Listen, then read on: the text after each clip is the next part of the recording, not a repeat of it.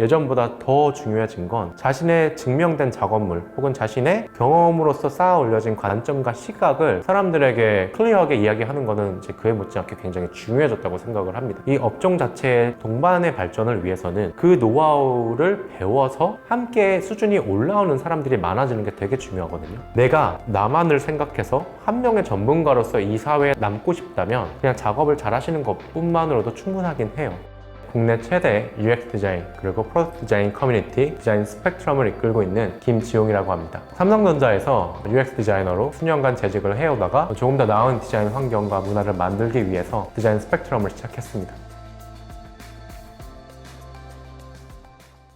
삼성전자에 6년 가까이 있었는데 마지막 2년 동안 있던 조직이 인터랙션 그룹이라는 조직이었어요. 삼성 내에서 이제 새로운 아이템들을 발굴하고 뭔가 우리도 이런 걸 도전하고 있다 라고 할 만한 아이템들을 제시하는 팀이었는데 총 10명 정도 되는 그룹에서 전문 디자이너는 저 혼자 그리고 나머지 대부분의 분들은 다 개발자 분들이셨어요. 개발자가 대다수고 디자이너가 저 혼자인 그룹이었다 보니까 저한테 이제 일이 몰리는 거예요. 그런데 그 앞에 팀들에 있을 때 저는 굉장히 시각적인 개성을 중시하는 디자이너였거든요. 그래서 내가 만들어낸 디자인 결과물이 시간이 많이 걸리더라도 굉장히 디테일이 좋고 완성된 형태였으면 좋겠다 라는 심정이 있었어요. 그런데 일이 몰리다 보니까 제가 완성도를 추구하면서 점점 시간을 많이 쓸수록 뒤에 있는 개발자분들이 시간이 밀리는 거예요. 그리고 팀의 전체적인 생산성이 굉장히 낮아지기 시작했습니다. 그래서 그런 경험들이 쌓이다 보니 이러면 안 된다. 우리들이 소위 현재 말하는 MVP 같은 것들 있잖아요. 최소한의 실현 가능한 모델이면은 거기에 포커스를 맞춰서 디자인을 1차로 완성하고 그 다음에 개발하는 중간중간 나의 완성도를 높이던지 해야지 내가 앞쪽에서 이렇게 디자이너만의 기준을 가지고 고집을 부리는 순간 뒤에 팀 전체가 밀리는구나 라는 경험을 그때 더 많이 하게 된 것 같아요. 그러다 보니까 제가 기존에 몰랐던 디자이너가 어떤 범위까지 일을 할 수 있는지를 아이러니하게도 대기업 안에서 많이 배울 수 있는 기회였습니다.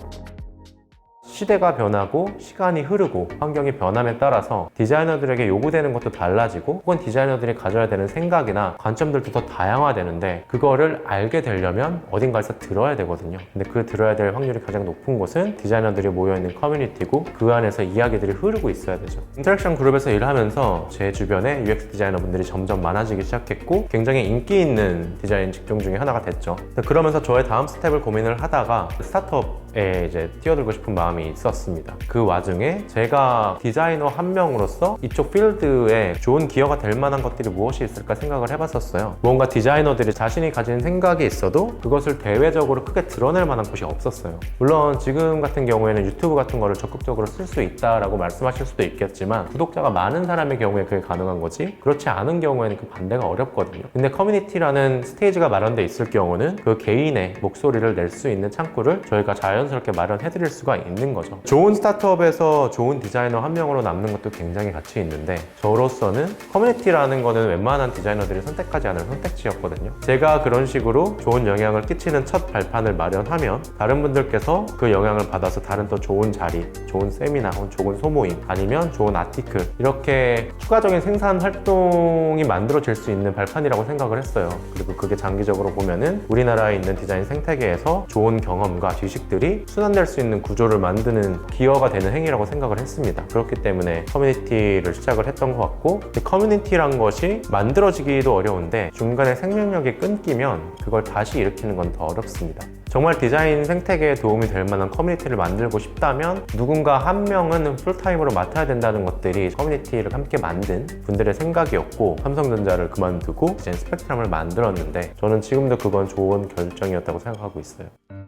실제로 처음 2년 동안은 돈을 번다라고 이야기할 수 있는 것들이 많지 않았어요. 오프라인 행사를 운영해도 엄청 비싼 행사를 운영하는 것도 아니고 스피커분들에게 스피커 피를 드리는 것 외에 가장 기본적인 참여 피를 받을 뿐이었고 팟캐스트는 국내에 현재 있는 대부분의 팟캐스트들이 아직도 무료로 다 운영을 하고 있거든요. 그래서 이렇게 보면은 저희가 1년 중에 하는 수많은 활동 중에 딱히 돈을 버는 활동이라는 게 없었다고 볼 수 있어요. 2017년에는 실제로 제 개인적인 돈들이 많이 들어갔었죠. 근데 커뮤니티가 생명을 가진다는 것은 그만큼 순환성을 지녀야 된다는 것이고, 그러려면 돈이 벌려야 되잖아요. 기본적인 운영을 위한. 그렇기 때문에 내부에서도 계속 고민을 해나갔고, 그래서 저희가 제일 잘할 수 있는 것들 중에 수익을 낼 수 있는 것들이 무엇이 있을까, 혹은 수익을 내면서 디자이너분들에게 직접적으로 도움을 드릴 수 있는 게 어떤 게 있을까라고 생각했을 때는 한 축은 교육이 있었고 한 축은 채용이 있었습니다. 교육을 한다는 것은 궁극적으로는 그 교육을 받으시는 디자이너 분들이 좋은 회사 혹은 좋은 팀에 들어갈 수 있을 때 가장 빛을 발하는 거거든요. 저희가 2020년도 초에 크게 도전을 해봤던 부분이 디자인 채용을 개선하는 것이었고, 이때 같이 해주셨던 파트너가 현재 쿠팡 UX팀 분들입니다. 쿠팡 UX팀과 함께, 쿠팡 프로덕트 팀과 함께 저희가 2020년 초에 3윅스라는 이름으로 디자인 교육 및 채용 프로그램을 만들었어요. 이거 같은 경우는 쿠팡에서 기존에 디자인을 하는 그 프로세스를 3주간의 디자인 교육 프로그램으로 녹여내고, 이 프로그램을 이수하신 분들이 정식으로 쿠팡에 면접에 지원하실 수 있도록 아예 쿠팡과 협력을 초기 기획 단계부터 협력해서 아예 프로그램을 만들었고, 그때 20분께서 교육을 들으셨고 최종적으로 10분께서 입사를 하셨거든요. 그게 기존에 쿠팡에서 인사 프로그램으로 진행하던 것보다는 훨씬 ROI가 높은 수치였고, 그렇기 때문에 이런 형태의 활동들을 앞으로 시스템을 갖춰서 조금 더 계속 진행을 하려고 노력하고 있습니다.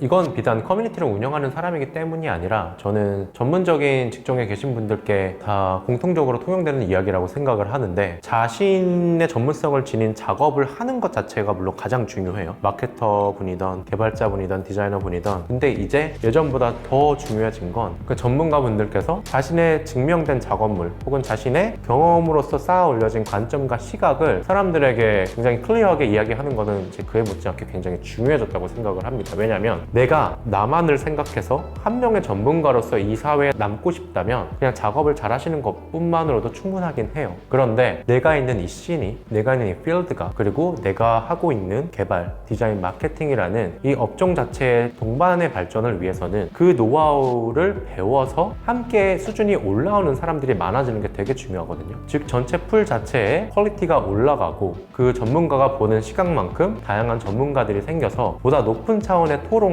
의견 교환, 그리고 작업들이 많아지는 게 되게 중요합니다. 보통 전문성을 우리가 이야기하면 그 학문에서의 전문성으로 점점 아래로만 내려가는데, 지금은 그렇게만 보기 어려운 시대? 상황이 된 것 같거든요. 그렇다면은 정말 내가 생각한 그 사람들이라는 것은 어떤 사람들인지 관찰해 봐야 되고, 그 사람들이 좋아할 거야라고 생각한 그 좋아할 거야가 정말 맞는 가설인지도 관찰하면서 검증을 해야 되는데, 이건 비단 디자이너의 일이 아니라 그 제품을 만들고 있는, 무언가 만들고 있는 사람들에게는 공통적으로 다 해당이 되는 얘기죠. 우리가 흔히 무언가에 대해서 시도해보고 도전하는 것들을 굉장한 미덕으로 여긴단 말이에요. 그리고 지금 더군다나 환경적으로 되게 빠르게 변화하고 있기 때문에 그에 대한 적응을 하기 위해서라도 어떤 것이든 경험을 해보고 어떤 것이든 도전을 해봤으면 좋겠다, 이렇게 이야기를 해요. 근데 물론 그 자체가 되게 중요한데, 사실 그보다 더 중요한 것은 내가 경험해보고 도전 혹은 시도해봤던 걸로 인해서 어떤 배움을 얻었는가 이거든요. 근데 그 배움에서 우리가 흔히 여기서 이제 어떤 것들을 배웠는지 물어보면은 이런 걸 시도했는데 한번 실패했어요,